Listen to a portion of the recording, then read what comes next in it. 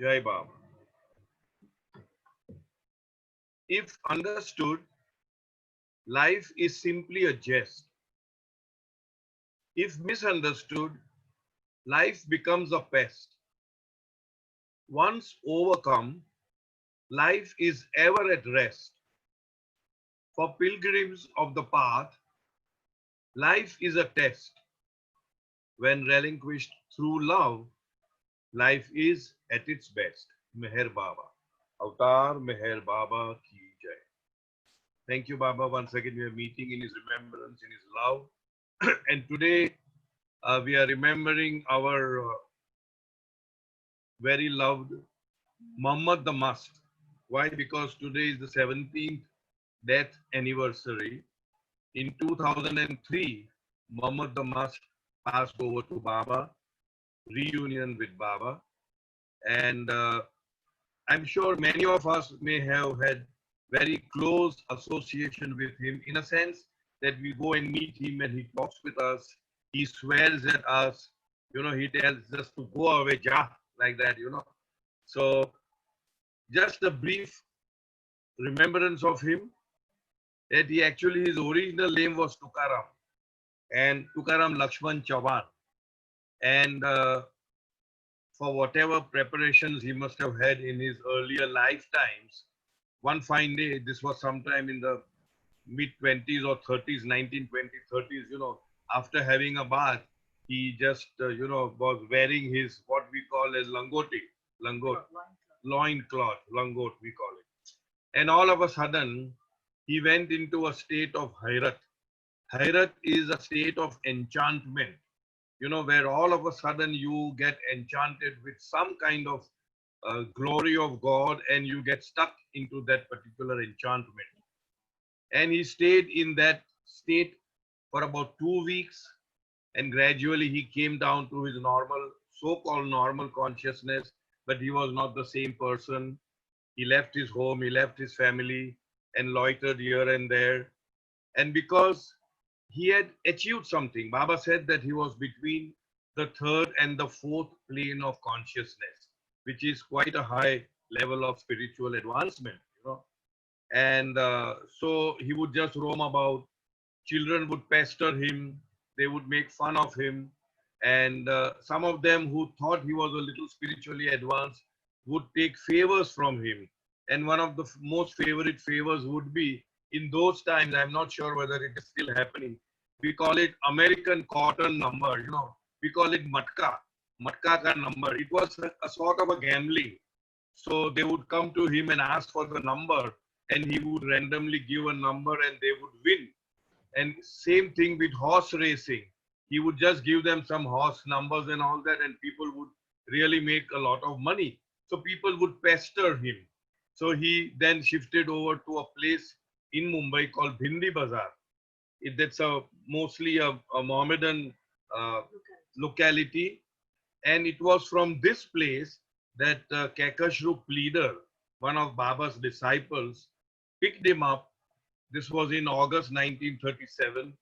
And yeah, correct. Soumya, yeah, correct. Because he lodged himself in a Mohammedan locality, and the Mohammedans respected him, thought him to be a very spiritually advanced soul. And of course, they did not know his name, so they called him Muhammad. And that's how he was known as Muhammad. And Kakashrup leader picked him up from there and took him to Baba's ashram, which was at that time in Rahuri. So he was taken over there. And then, of course, Baba said a lot of things about him. During the wartime, Baba said that he represented Germany. Then he was also taken to France and for some Baba spiritual work. But then it was very difficult for such a person. You can imagine a must being taken to a foreign country. Very difficult to get his passports and visas and all that. And they were unable to get through. And then Baba himself gave this particular idea to Adi K. Irani and those who were traveling with him, that tell the authorities that he is mentally deranged, he is mentally sick, and that he has to be taken to some specialist in France for special mental treatment.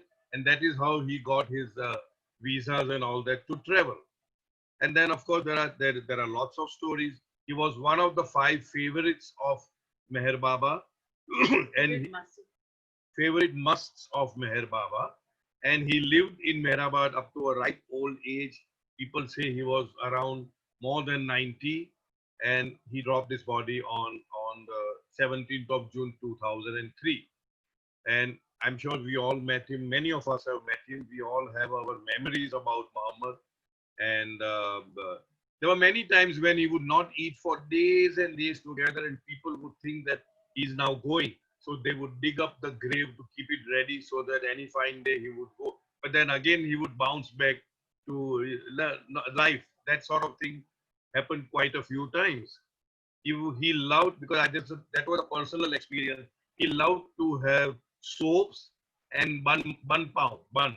So whenever in those days, I'm talking the early 70s, when I used to travel to Mehrabad, I would make it a point to take lots of bun pav and soaps, and he would say, "Sabun anla ka pivla sabun," means yellow soap, and I would say, "Ha, Muhammad, anla anla." Then he would take, and like a small child, he would just run to his what we call trunk, an iron trunk, and keep it safely over there. All these things.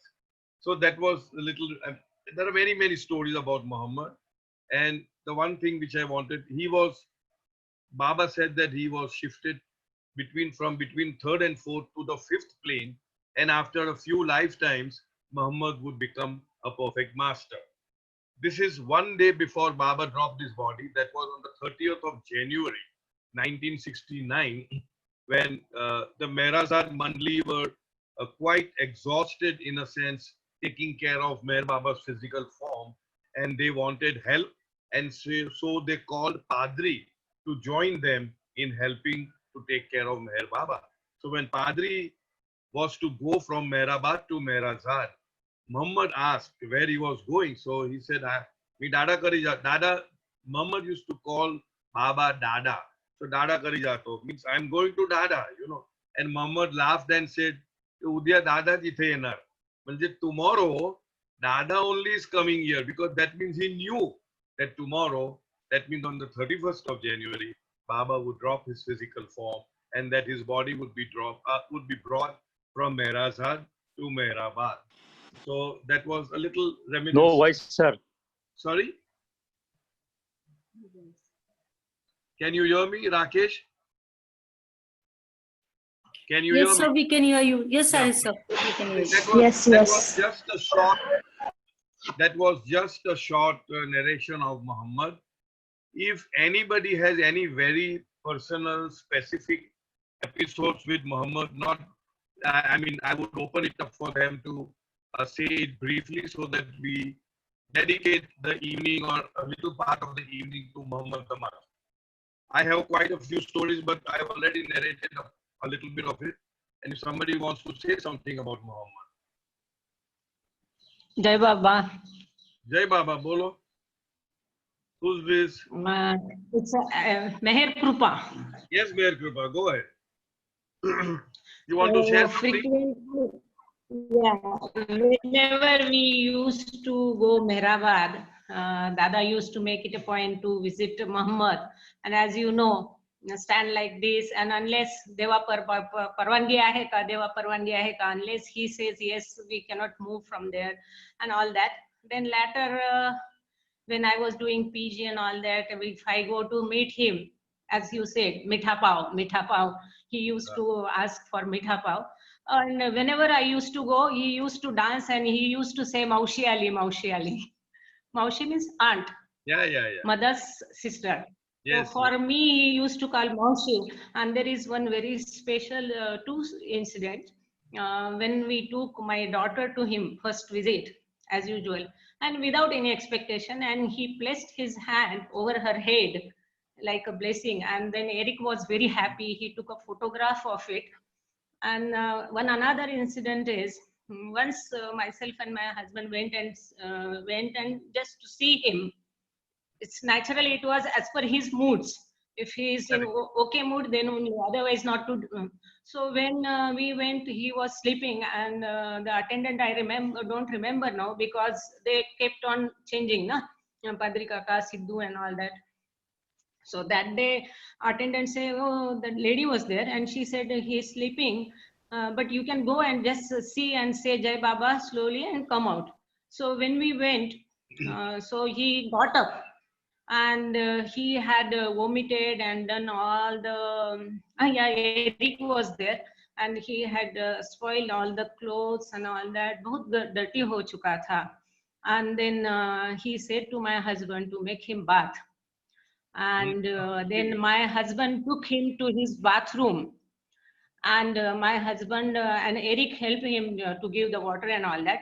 But then in the bathroom, my husband and he, only two were there, and my husband made him thorough bath, complete उनका bath किया. But Good. by the time they come back, I thought I'll just make his bed. So I was making his bed, and all the napkins and all that. So I was going through, every napkin was little dirty here or there. So I went on changing them unless I found one clean. So there was a pile of napkins, and then I tried my best to make his bed neat. And when he came back from bathroom, he was so happy and ekdam pleasant. And when he saw bed, he was very happy. And simple thing, but still he was telling, "Oh, bed kisne banaya? Bahut acha banaya." And then after that, quite for half an hour, he made a drill of my husband to open the window, keep it half open, not like this, all the bolt it. Yeah, yeah, yeah. And subsequently, when my child breathed his last, I told that day, after coming from Samadhi, before we climbed down he made last noise, and maybe that time he left his body, means he was dead. So then we were given a room to stay in, and next day the foreigner gave water, and that he said that you आप लोगों में नहलाते हैं ना, तो इसको आप, मैं पानी ला के देता हूँ गरम, आपको इसको नहलाओ. And then the same bathroom where Muhammad was bath, child was taken to give his last bath. Okay. Thank you, Mary Krupa, for sharing. Jai Baba. I just Jai remember Baba. thank you, Mary Krupa. I just remember one incident. One thing is, you must understand, fifth plane boons, it's in the mental sphere. That means they have control over the mind, control over the thoughts, and they know uh, thoughts of everybody. And now this episode was narrated to me by one gentleman by the name Ratilal Panchal. You see, and of course he's no more. So he narrated that once they had gone to Mehrabad and they were sitting near Muhammad, and most of us who have experienced this, if we say, "Chala Muhammad, ata mi jato, ata Jai Baba kara, ata jato," so he will not allow us to go. He will just do Santo, Santo, Santo. Santo means I'm telling you, but he will not allow us to go. He will just go on, and his very piercing eyes, a very serious look, as if he is doing an MRI of our entire body, and everything. He would just look so intently into ourselves, Santo, Santo, Santo, Santo, and all of us like this, he was, and then they will say Ja, like that. So similar thing happened, and these people were getting late to catch the train or something, that group of people who were there. And he kept on saying Santo, Santo, Santo, but he will not allow them to leave. And they kept on pleading, Muhammad, Baba, hamara jaya chai, Deva. They would say Deva, Deva, hamara jaya chai, means we have to go, train will go off, we'll miss the train and all that. Santo, Santo, Santo, Santo, did not allow for a very long time. And then subsequently, he said, Ja, Tata Ja, now you go. And this is what he narrated, that he when they took a car or a rickshaw or whatever that may be on the road, there was a very severe, serious accident which they witnessed. So they thought, this is their assumption and very likely to be true, that they thought that he knew that at this particular point in time, this accident is going to take place at this particular spot.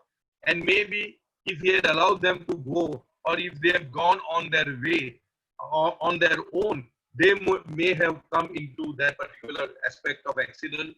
And therefore, that person's assumption is that he saved us from the accident otherwise.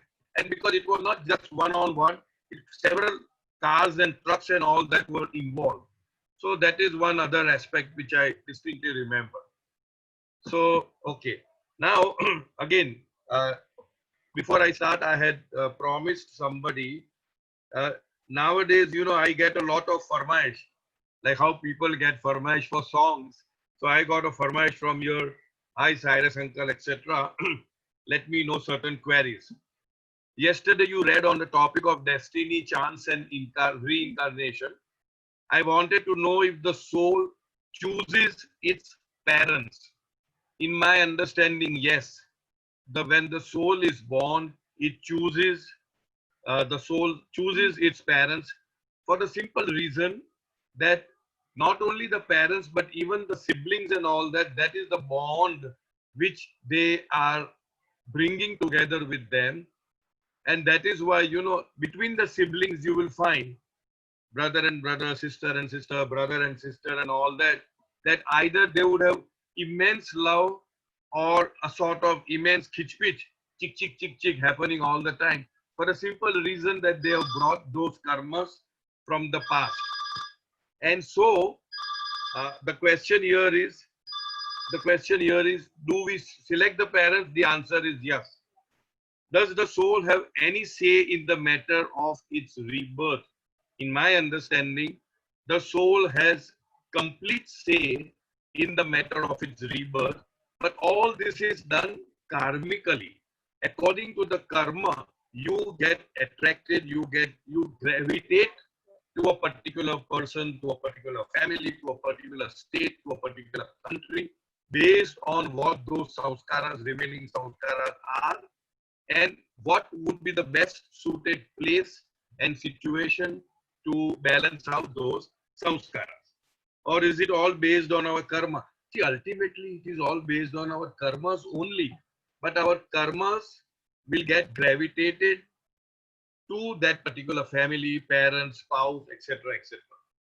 Jeff narrated the story, this was the second one, experiencing Baba in the Carnegie Hall during the meeting. Could it have been a mental imagination as well?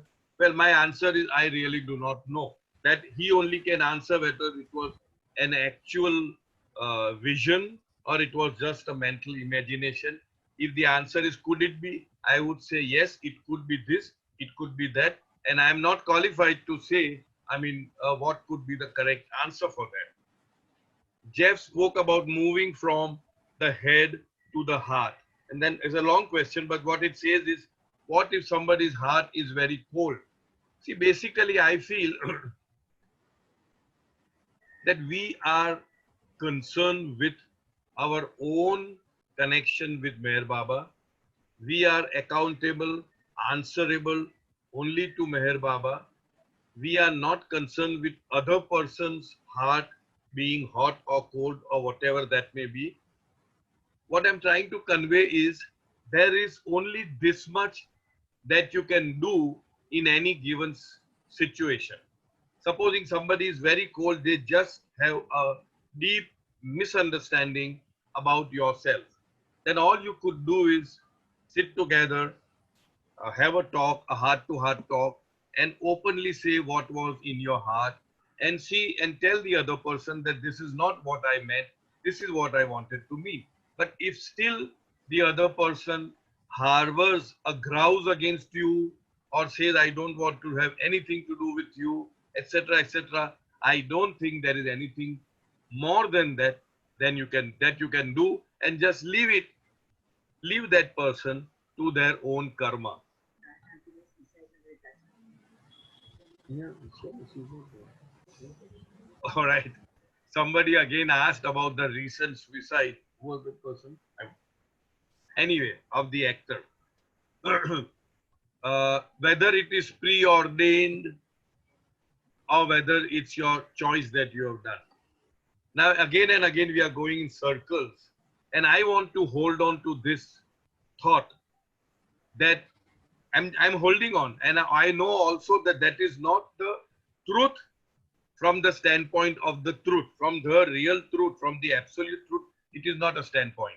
But because I'm not aware of this, because my experience is not this, I want to make a note that it was a self, it was a free will, it was a free choice, it was an exercise of I want to do this and he has done this. Now, whether that free choice or free will was also factored in the so-called, because last time we did a very beautiful passage, if we understand it, that the destiny or the terminus for all is the same, merging with the ocean, merging with reality, merging with truth. Now, what you do in between is your free choice. Baba said it very beautifully. You have 700 tons of gold or silver or steel or kachra, whatever that may be. That is your choice, but your destiny is the same. So the question that was asked of me about the suicide, recent suicide talk that is going about is whether it was preordained or not. I would like to put it that it was an exercise of free choice, and therefore it is only a matter of cause and effect, and there will definitely be the effect of whatever that soul has to go through. It's a, Baba has said, it's the worst thing that anyone can ever do. Number one, Baba has said it is worse than the worst of hell, because if you are in hell after serving a certain period of time, that means after experiencing the hell state of suffering, you will get another chance to reincarnate and make good and then progress. In this case of disembodied souls before their appointed time, and we call them spirits or we call them ghosts, they have no entry into the semi-subtle or the astral world. They cannot take a garb of the gross body, and therefore they are so terribly tormented, not just for a few years, but for hundreds of years. And Baba said that that is the worst possible thing that can ever happen. And in order to exhaust those samskaras, they possess the bodies of people who have similar samskaras. They are in and out, and that is why we sometimes call it that possession, that he is possessed by some spirit. And in the book called Nothing and the Everything, Baba has the, that is what Bauji claims, that it is 10% of the book which Baba had dictated to him. Bauji says that such souls even possess the animal bodies in order to experience their unspent samskaras. So you can imagine what a state of that person could be. So never, ever, ever think about such a thing. All right. So I think by that, I suppose I have answered the questions. Now we go, because I started with the book called Everything and Nothing. I said that life at its best. We are reading the book. Sorry, not Everything and Nothing. Life at its best. We'll see how far we can go with that. Sorry. Anybody? Any questions? There's a Jai mic. Baba. There's a mic open with Captain.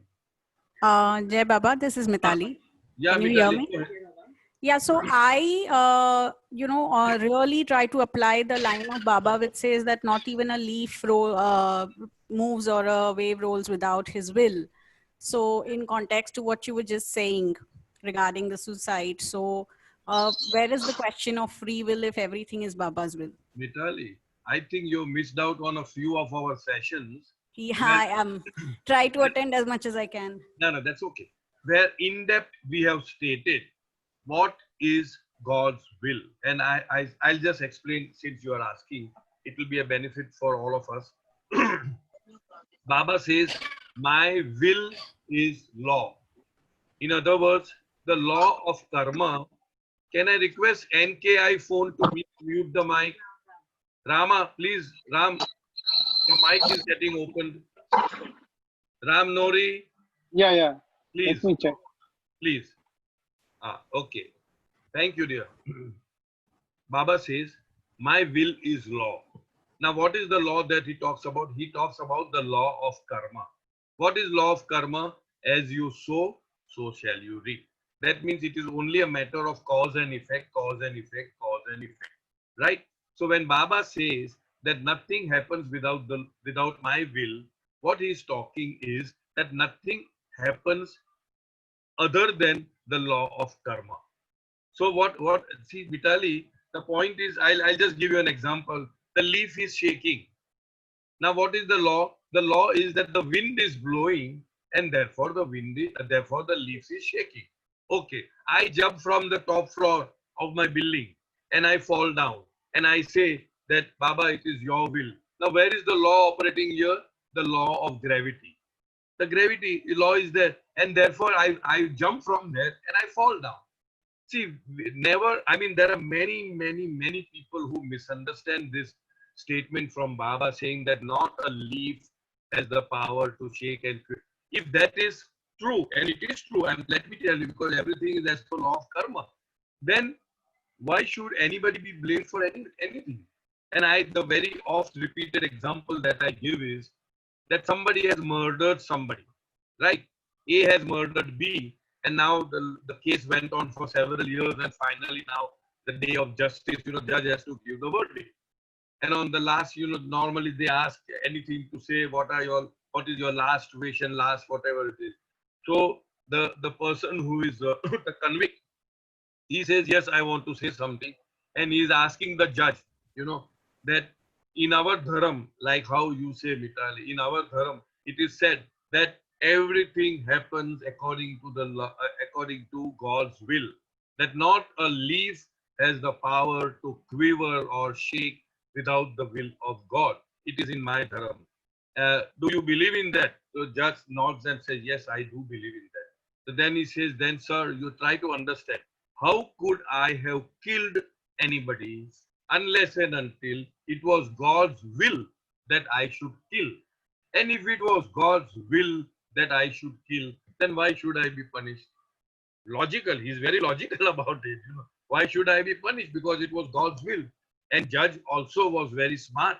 He must have read Baba's literature and especially this part of God's will. So he lifts his hammer and announces, declares the verdict, hang unto death. Thang karke. And he said, no, no, sir, you cannot do it. And the judge says, why can't I?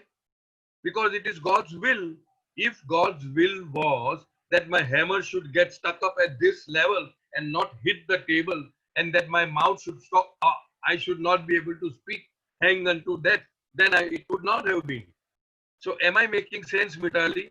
That God's will is law. Everything happens according to the law of karma. And therefore, basically, every incident is either a responding entry of something we have done in the past, or it is an originating entry where we are now starting an act for which we have to again, bhogatna or get the effect of that. So at every given point in time, every moment, which is called the present moment, at every junction, every moment is a junction like this junction between two things. One, our past, which has brought us now up to this level based on our past karma.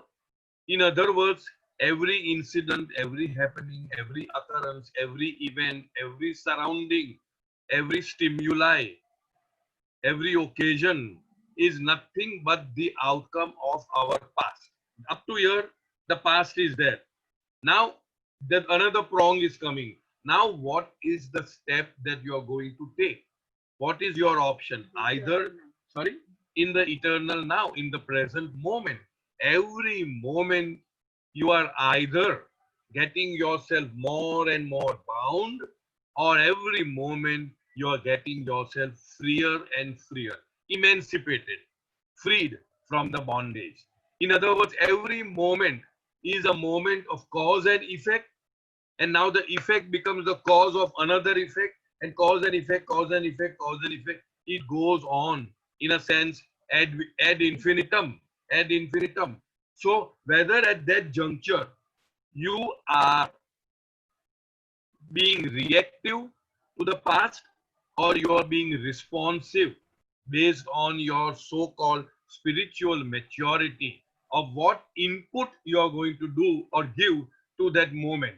And that is why very, very beautifully Baba has said that the past may impel you to a certain course of action, but it cannot compel you to take that action. Impulsion is tendency, impulsion is habit pattern, impulsion is reactivity. But it cannot compel you to take that action because you can modify, alter, and undo the past samskaras, the karmas, based on your intelligent use, proper understanding, and intelligent use of the law of karma. All this is there in Baba's discourses, superbly explained as nowhere else in my understanding. I am not a very well-read person with regard to other spiritual literature, but since I've read Baba's literature, I feel that it is very beautifully, precisely, unequivocally, without any shade or shadow of doubt, he has said that we can alter our so-called fate, nasib, taqdeer. So if it was already in that, let's say in the gentleman's taqdeer, it was there that okay, you will have this kind of a death. It is there, but you could alter because Baba says the spiritual wherewithal, the spiritual hathiyar, the apparatus that we all have can alter the past. We can master our stars and planets. In a sense, we can rise above all these things, provided we are so well anchored into Baba's love, Baba's remembrance, Baba's faith, everything, that kind of thing. And moment to moment, we take spiritually matured decisions. That is what Baba says, that spiritual progress is what, that every little thing that we learn, so-called learn, this is all, upar ka superfluous learning. But every day, every moment, we are getting opportunity to internalize this learning, to apply this learning in our day-to-day living. I would rather say moment-to-moment living.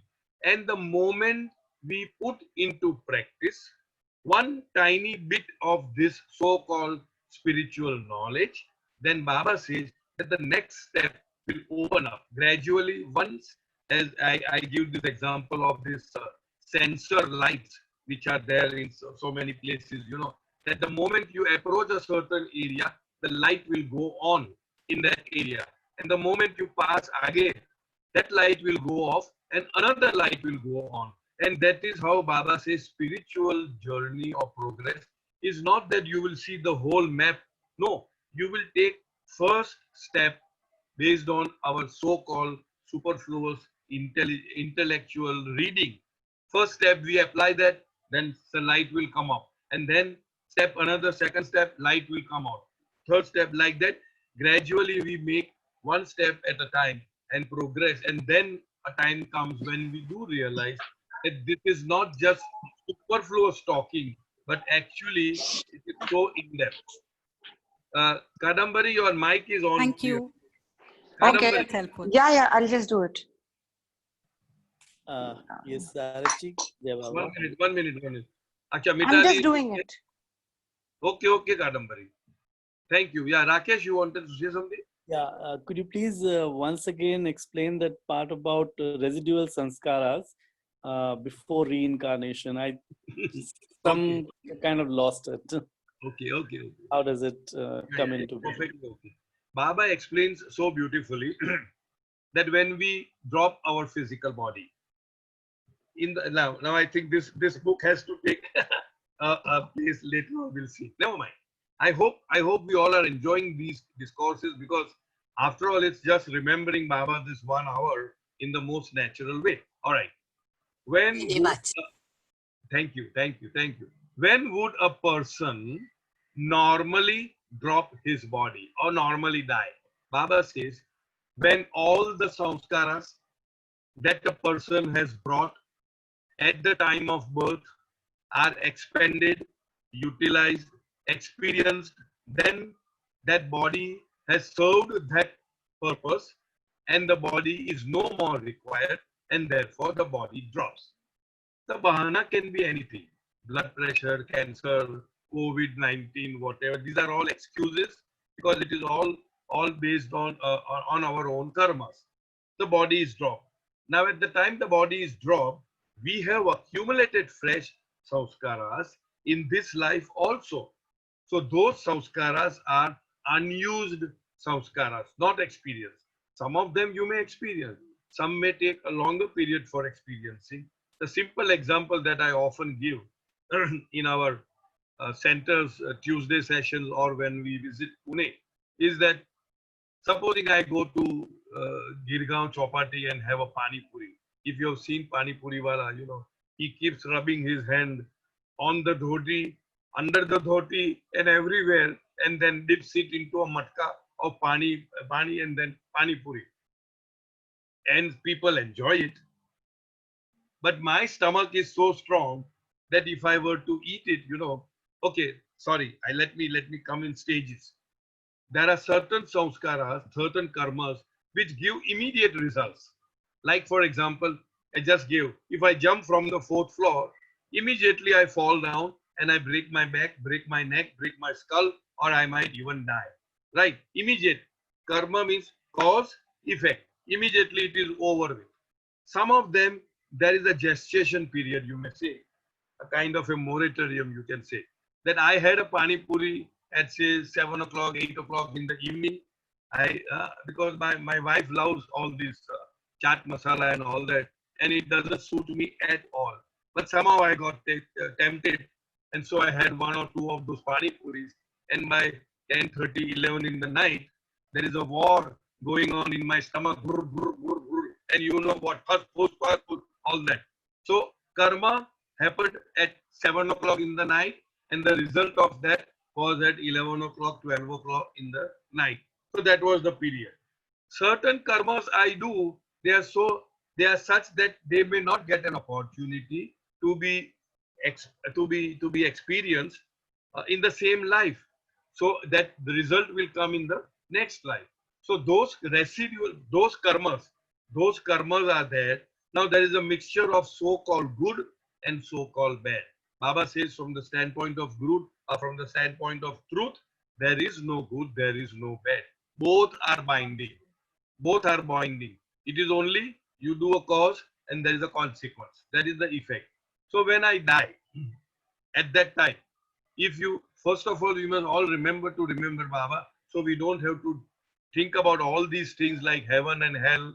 We don't have to think about coming back again and reincarnate, choosing our own parents. Why do you want to do it? Just remember Baba and pop off. But in case somebody did not remember Baba, then when I go, you can see my scale. There's one heavy and there's one light. Now, assuming that I have done some very good deeds, but I have done it, that Abhiman is there, that Kartagiri is there. So all that is binding. So you're the Taraju as we call it, the scale is not exactly balanced. It's like this. And Baba gives a very superb example that assuming that you have a big block of ice, baraf, in this scale. So what happens as the ice is melting, the block of ice is becoming lighter and lighter, and now the scale is coming slowly, slowly, slowly. Right? Now, at this level, when it is about, that means how does the block of ice melt? Because of my experiencing the state of heaven. I'm experiencing all the beautiful things. I just have to imagine and it is there. It's like that. Because there's no body. I can go anywhere. I can go everywhere. I can do anything. I just have to think and I enjoy. Now I am enjoying beautifully and about to balance. When it is about to balance, it can never come to a balance. I mind you. it can it can topple on the other side.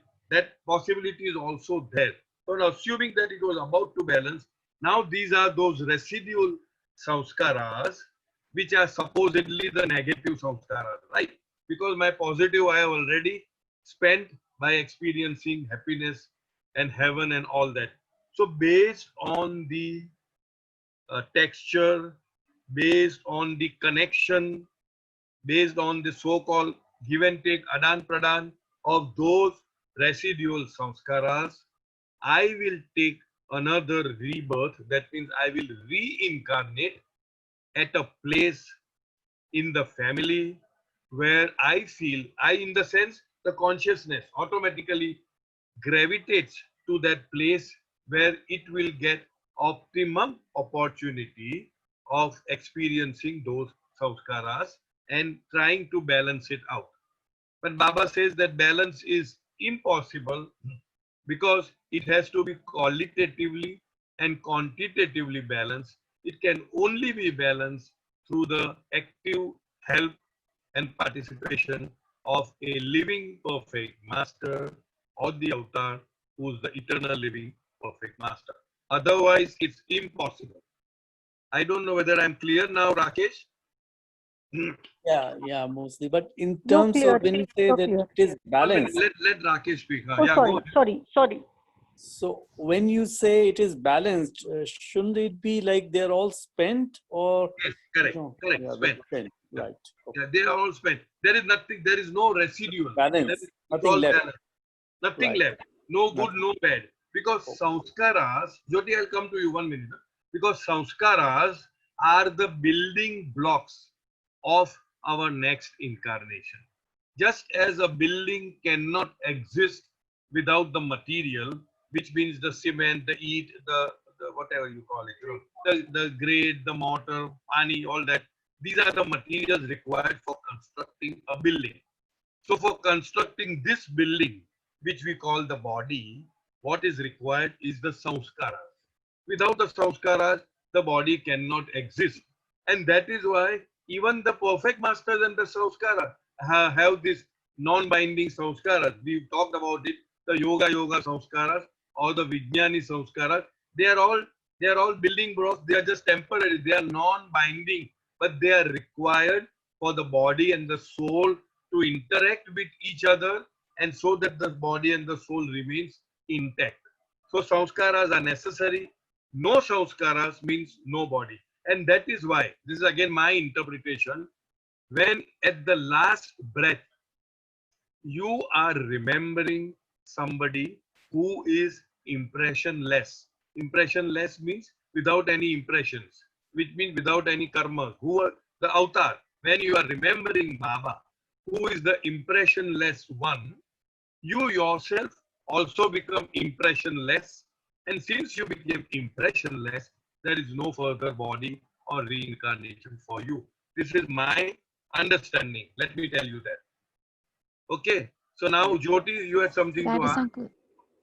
Yeah. No, Who's that? uncle, that was just a misunderstanding. Sorry. Okay. I wanted to ask you, uncle, when we say, the last moment when we take Baba's name or any name which maybe we pray to, Yes. supposing at that point, I don't know if that person does so or not, but if somebody besides or a family member takes Baba's name, does that also have a kind of in my father's case. My personal thinking is that it would definitely help because you have created an environment. Like some people may like to put a CD or a DVD or a tape or something, pen drive, where constantly Baba's bhajan or Baba's dhoon is going on. It definitely helps. But I think it will help you to remember. But personally, I feel that the person has to remember himself. This is my take. Because, Okay. because if he is not conducive to remembering, supposing you love Baba and you want to bombard Baba into somebody's, remembrance, but that person doesn't care about Baba. He doesn't care. He doesn't want to think. He doesn't want. Then I personally don't think that that would help that person achieve mukti. It may be helpful because the environment is there, but not the highest aspect of moksha or mukti. That may not be there. That's my take. Okay. Okay. Okay. Thank you. Chalo. Anybody else? Cyrus, Yes. yeah, I had a question.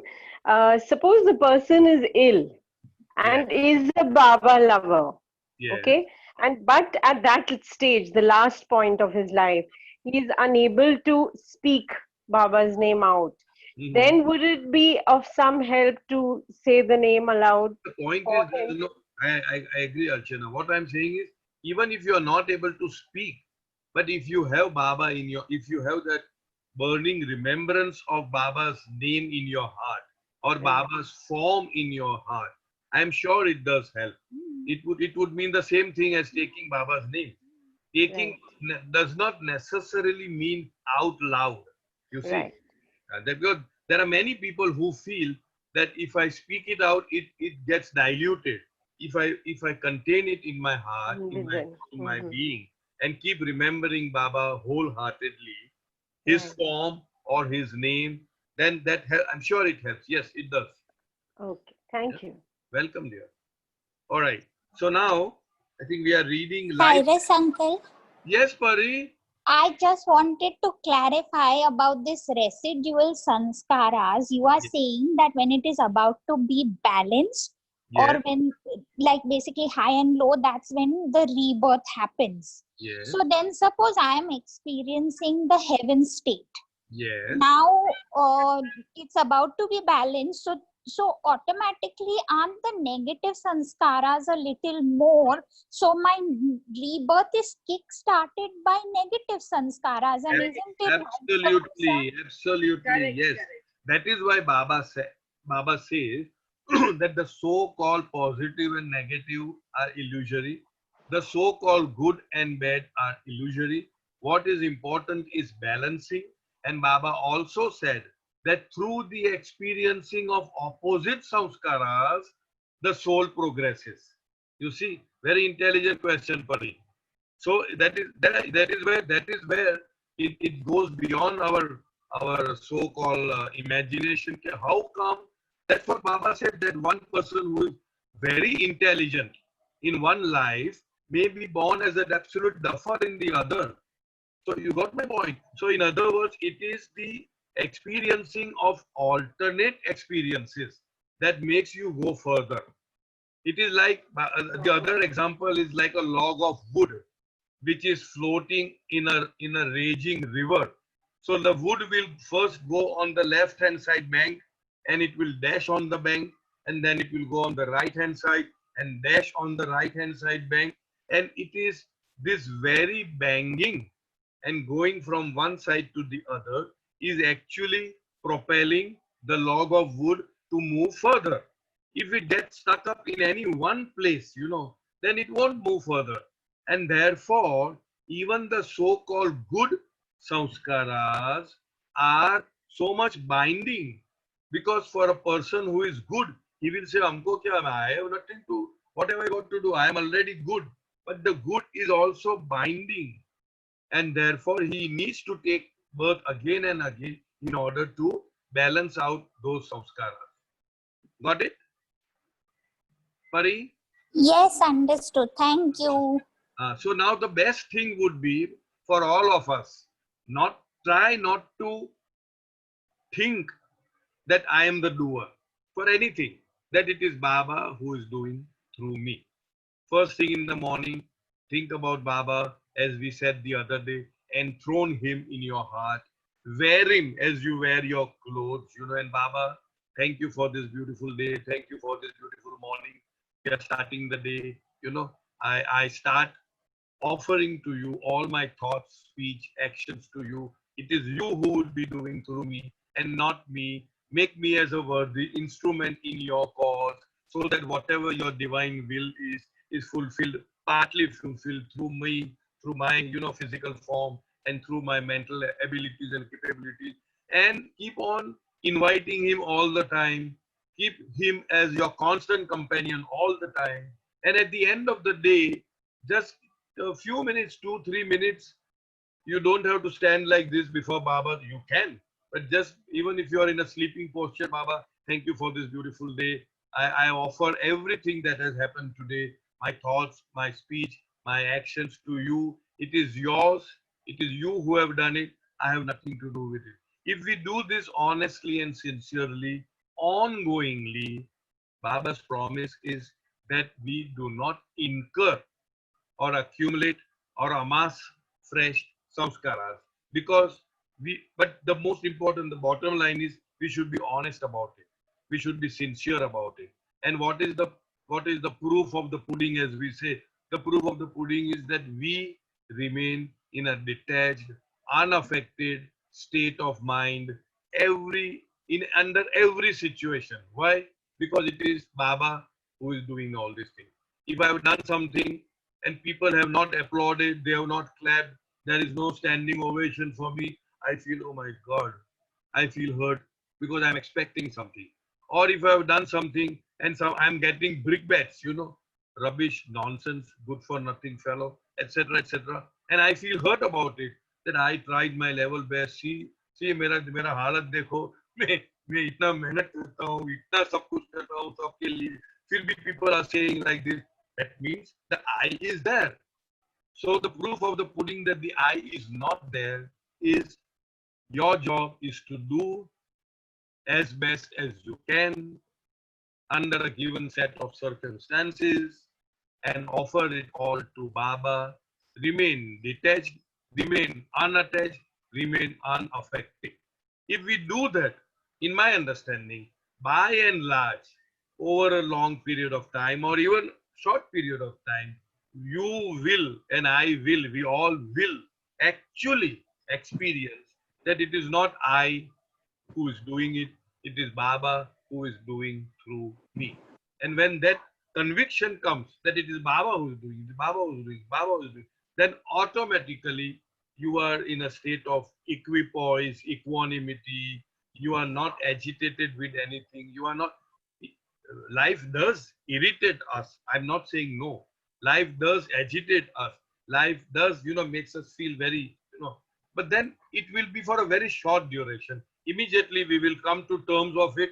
Immediately we will accept it. Immediately we will dump it on Baba, offer it to Baba.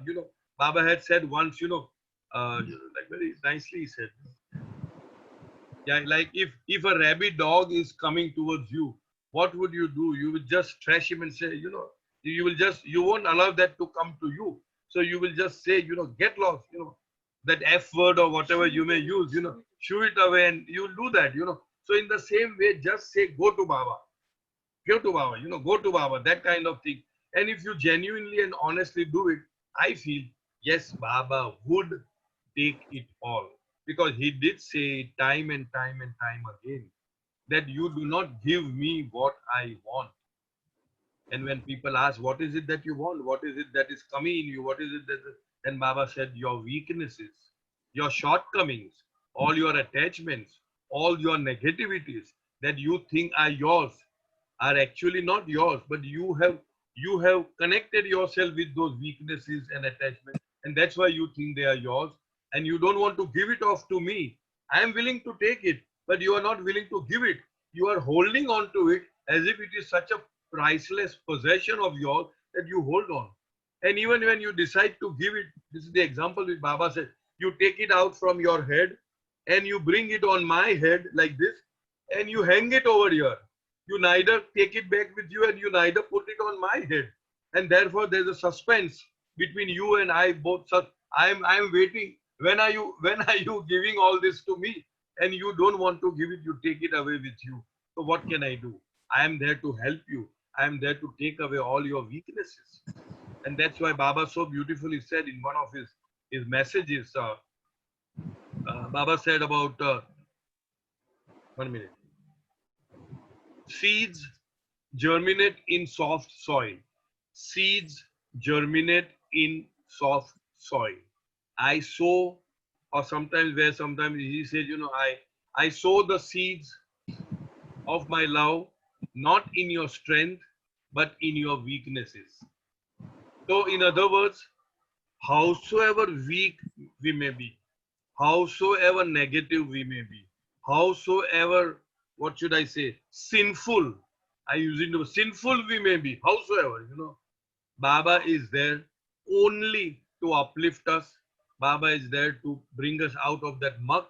Only we should be prepared to move out of that and go towards Baba. So he is sowing his seeds of love in our weaknesses so that we can offer it to him. That reminds me, recently, I think one before, I suppose we have Somit in our group. He had written a very, very, very beautiful post on something to do with weaknesses. If you have not read it, I would strongly urge you to read it. It's a very beautiful post where whatever I'm narrating, whatever Baba is saying, is brought out in a very beautiful conversation with the voiceless voice. Okay, so do read that. It's very, very beautiful. Yes, correct. Okay, so I suppose today we haven't had a chance to read the book, but that's okay. That's perfectly okay. Any which way we are remembering Baba, and hopefully we are getting a little wiser day by day, hour by hour. The only thing, the only what should I say? See, many people say that knowledge is power. That's what we always say. I say knowledge is not power until it is applied. In other words, applied knowledge is wisdom. We need to be wise. How can we be wise? By putting into our life, into our application, internalizing it and applying it. Whatever little that we learn in all these sessions, every day there are some sessions or the other on Meher Baba. You can do a reading on your own from Baba's authentic literature. And what I'm trying to convey is that anytime you attend any meeting anywhere, Baba meeting or any meeting, your selfish aim, selfish goal should be, what should I take from that meeting? Even if it is just a 1 second, I remember, anyway, let me complete this thought. A 1 second ka word, a one sentence, and you can apply that into your life. And what I was going to say is, I'm talking about again many, many years back, I was so addicted to going to the Meher Baba Center in Bombay every single day, every single day. I was very closely associated. I'm talking about the early 70s. Now I stay quite far off, so it's not very easy to travel. And at that time, there was no such thing as reading and all that. It was all in Parsi language. We call it Lavaro Bakaro. Somebody will say something. Idhar ka, udhar ka, something, something. And of course, Baba's stories, Baba's anecdotes, Baba's something would come. And I would go with one intent, that today I must get one sentence in all that 1 hour, 1.5 hours that I am there, which I can pick up and put it in my heart and apply it in my life. So I think all of us should have that kind of a bent of mind. Wherever you go, it is not just a time pass. There abhi kuch karne ka nahi hai, chalo kya karega, 5 baj gaya, we'll go to a Zoom meeting. Perfectly okay, you can do that, nobody stops you. But unless and until we apply, in other words, knowledge, what is it? Knowledge is not power until or unless it is applied. We have to apply that in our day-to-day living. We just have a few minutes more. 2 minutes more. I would say we should always share our knowledge also. Absolutely, we have to share. Yeah, it is professional knowledge we must share with others. Absolutely. Then you gain more knowledge. Absolutely. See the point. Knowledge has to be shared. Yes, Katie. That is what you are doing now. That is what you are doing.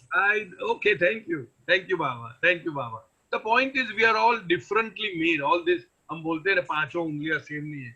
Some are good in talking, some are good in storytelling. See, there are these meetings which happens on Thursdays and all that in our center. There is no philosophy like this, but there are such beautiful stories, innocent, beautiful, sweet stories which touch your heart. Patak se, you see. And then there are other, different people have different capabilities, abilities. Some may dance, some may speak, some may some may sing, some may act.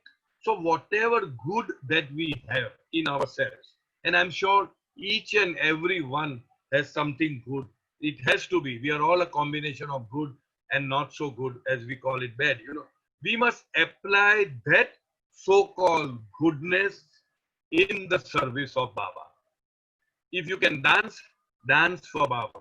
If you can cook, cook for Baba. When I say cook for Baba, which means when you're cooking for your family, think that I'm cooking for Baba and that Baba is partaking of that food. It's like that.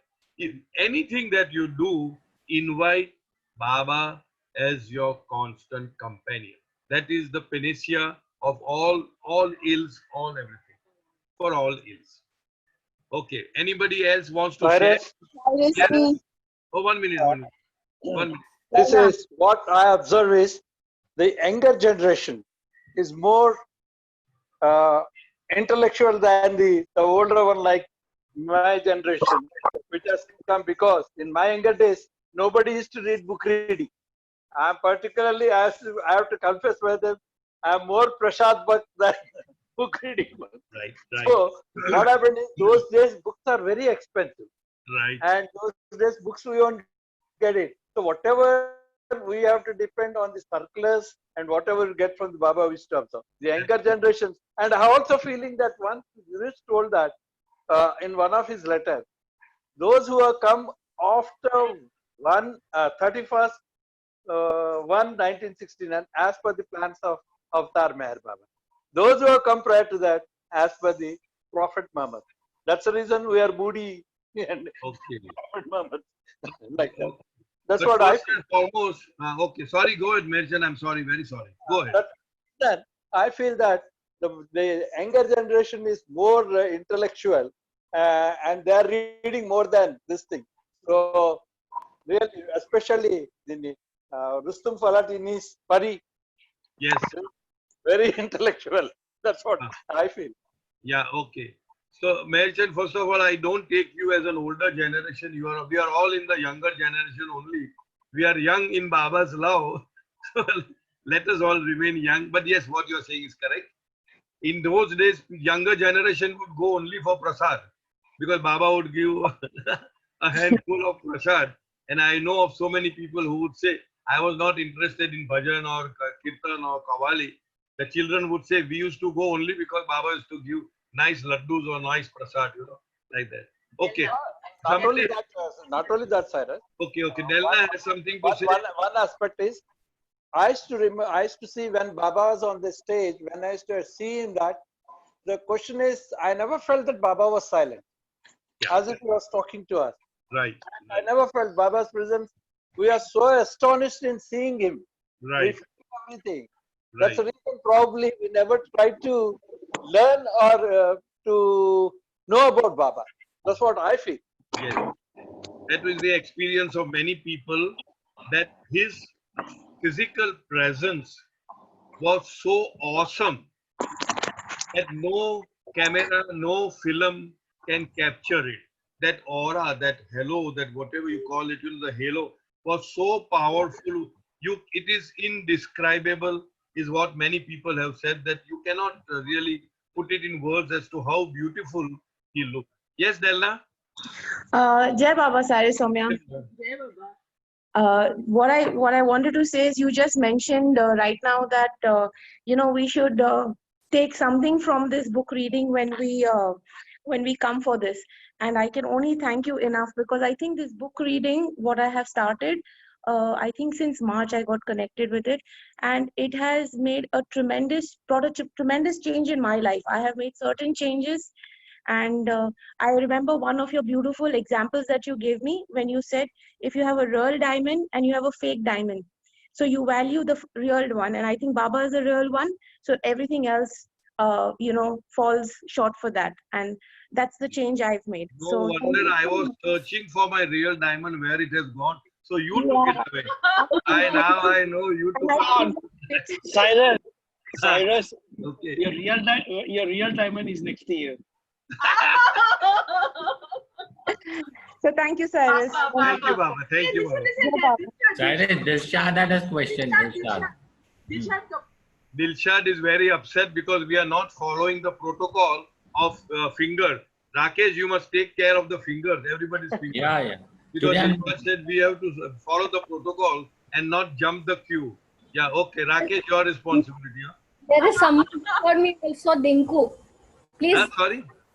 There is someone even before me, Dinku. Please let her speak and then I will come in. Wow, see now how, what a honest person. Dinku coming. Dinku, Yeah, yeah. Okay, hi. hi. No, the thing is that, but then the topic keeps going up, changes to something else, and then the question becomes redundant. Okay. So, that was the thing. Anyway, when you were talking about that murderer and the judge and Yes. the hammer, and, Yes. at that time, this thought just came to me. What about people who are like, say, for example, hangmen or executioners? Is it their are they accumulating karma by I doing would say no, because they are doing their duty. They are appointed. I'll give you an example. Thanks for bringing this up. There was a foreigner who had come to Baba. He was drafted for a war, to go on a war. And he asked Baba that I'm supposed to be going on a war, and definitely if I'm going on a war, I'll be killing a few hundred people. So that means so much of samskaras and all that. So Baba said that if you can avoid going, fair and good, just don't go. But if you cannot avoid going, then you have to go. If you are posted in the front line, so to speak, then you have to go. And if you are ordered to shoot and kill, then you must shoot and kill, but without the slightest trace of enmity, without the slightest trace of hatred, without feeling a slightest of anger or of joy of having killed. Just kill because it is your duty bound to kill. And that's all. You are just performing your duty. And I'm taking a clue from that, that maybe those people who execute the others, the hangmen, I don't think they would incur any negative karma. They are just doing their duty. If they are doing it with all these emotions not there, they are doing it as a matter of duty. Okay, Dinku? Yeah, thank you. And thanks, Dilshad. Thank you, Dilshad. Wow. Yeah, Dilshad, now go ahead. Sarasji, I'll take a little long to frame my question. Can I just go and come then? And before I do that, I also want to share that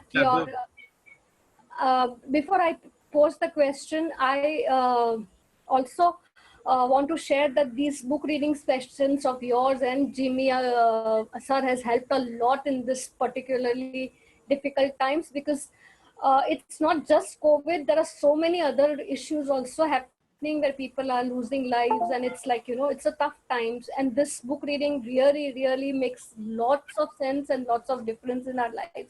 So thank you so much for that. Can I just interrupt for a moment, because I always correct people when Delna also said I had this in mind, but being old, it just went away again. So again, it has come back. We call it reading of Baba's words. Why? Because it's not a book. Book reading is what, when you want to publish a book, you are doing a propaganda of this, somebody reads something from the book and all that. So it's my personal take that I call it reading of Baba's words. Okay, go ahead now. And my bigger question is, again, before that, when Dinku said, asked, and you said that we do not do it with enmity, it's just not possible if you ask, if you talk about, practically. Because unless you feel bad and unless you are fighting, you will not be able to kill. So it's like kind of a dichotomy, so to speak. But I understand one has to put that into practice. My larger question is that we often, no, not we, you have been talking about the intelligent use of law of karma. And if I put it in my words, it's like, you cannot deal with what cards you are dealt with, but how you respond to it. Life is all about what experiences come your ways and then how you respond to it. Absolutely. Now, the point is that, Cyrus D, when people like us who have had the fortunate of having gone through English medium education and born in families, and we have our cognitive levels, or, we have that environment, that surrounding to be able to have that knowledge and then put it into wisdom. But if you see people in Juggi Jobris or into surroundings that they have been born into, it's like, if I get a pistol killed, I will do it immediately. That time the person is not going to know or he does not have the environment where he is able to get that knowledge. So again, that is also predetermined, as in what kind of environment you're born into. So then in that case, there is nothing like a intelligent use of law of karma. You and me, we sitting in comfortable environments, have had the exposure, luckily, and if we kind of train ourselves, we may do. But in terms of the masses who are living from paycheck to paycheck or from day to day in their earnings, this wouldn't kind of, so again a dichotomy of sorts. The point is, number one, they are where they are and you are where you are because of the past karma. Number one. And maybe you were supposed to learn this, if at all you call it, in this incarnation. Maybe they are supposed to do it in a few incarnations later on. And number two. Number three is, how do we know that they are not spiritually advanced? Because there are so many people who have this inherent knowledge of how one should respond in a given situation. We gather it from the books and try to apply that in our living. But there are so many, I have personally experienced so-called poor, so-called urchins and all that. They have a very wise outlook towards life. And for all you know, they may be spiritually more advanced than what we think we are, So they are also unfolding and experiencing their own karma. We are doing it our own karma. And as I said in the beginning of the session, we are not concerned with the other. We are concerned with how we progress in the so-called our growth, spiritual growth towards Baba. Because if we were to think about the entire creation of how things are happening and all that, no.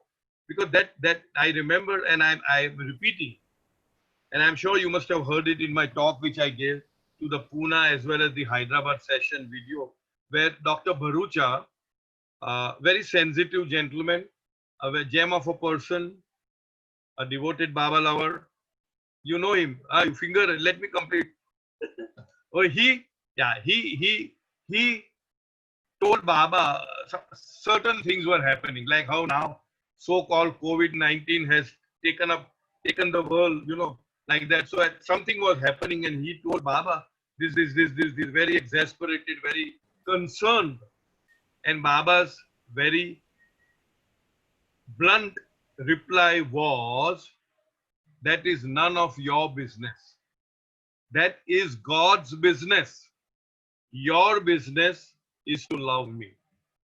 I think it's a very, very, very, very profound statement where Baba is telling us, why do you worry yourself out with all this that is happening? It is happening, everything is happening according to the law. Your business is to love Baba, to catch hold of him, his Raman, and hold on to him as best as we can. Beyond that, you cannot do anything. So that should answer all our apprehensions about what is happening to the urchins, what is happening to people who are not educated. They are not schooled, so how will they know how to intelligently use that? They know it. If they do not know, they will know it some other time. For all you know, in our last birth or a few births before, we would have been in that stage. And today we are in a different stage. And we consider ourselves fortunate to be able to read Baba and all that. But in the sense of truth, I don't know, maybe they are much better off than we are. In the spiritual sense, we really don't know. We have a very narrow vision of thinking that those who have access to Baba's literature or any spiritual literature, they are the ones who are spiritually advanced. Not necessarily. You see all the perfect masters, you see all the saints, were they schooled? No, they just got it from within. All right, Dilshad, go ahead. Cyrus ji, just a small point. I'm sure others want to talk also. See, some of us are in helping professions. Dr. Bharucha also was a doctor. Helping professions like doctors, nurses, professional social workers like me. Barber. When we are talking about others and we are in a helping profession, we cannot just dissociate ourselves from the pains and pleasures of others. So that is where this constant kind of introspective questions come to me as to I mean, if one is guiding, can we just say that it is your STD and don't do anything about it? So hence the the If you importance can't, to know this. I remember a story, sorry, where Adi Kaka would say, that somebody who was very, he used to live in a very nice way, he used to eat well, sleep well, very cushy job. Somehow or the other, he was convicted and he was put in the jail. And he said, I can't sleep over here like this. I can't sleep. Very beautiful. If you can't sleep, you don't sleep. As simple as that. So when you say, I can't dissociate myself, Baba would say, don't dissociate. Keep attachment and suffer. Who stops you? You see, there is something called, Baba says, this is the truth. This is how it should be. And if we cannot fall in line with what Baba is saying, Baba would, Adi Kaka used to say, so what? Don't. Better luck next life. So next life we'll have better luck. So, I mean, I'm trying to be a little blunt with you, Dilshad, because of our familiarity. If you can't do what you do, you don't do. Simple. Be attached and suffer, or be detached and move on. It's up to you. Yes, Ram. Yes. Ram has a point. Yeah. First of all, Sorry. it is the Today is Wednesday. We need His hand is yeah. much before Ram. Yeah. So it's a law of karma that dictates how you react. It's not other way around. Okay. And another thing I want to answer is, Dilshad, is every profession is a helping profession. I'm a software architect. I do design software so that it makes life easy for others. A server serves. It is become a helpful profession only when you are doing it out of your heart and you're not getting any remuneration for that. Otherwise, it's not a helping profession. So okay. everybody is so that is Ram Nori's view. Okay, never mind now. Jai Baba. in today's time, the most wanted profession is that of a barber. You know that? Barber. हाँ उसके सामने तो sir झुकाते हैं ना हर लोग. Anyway, chalo, I think we had a nice Baba-ful session today. Thank you, Baba, for everything. Time to switch over if you want to for God Speaks session. Thank you. Baba. Thank you. Thank you, Baba. Thank you, Thank you, Saraswamy. Baba. Thank you. Thank you. Everybody, let us meet tomorrow. Thank you, Jai Baba. Jai Baba. Thank you. Thank you. We meet tomorrow at 5 o'clock. Jai Baba. Babaji. Yes. Jai Baba, Sam. Jai Baba. Jai Thank Baba. you. Jai Baba. Thank you, sir. Thank you, Baba.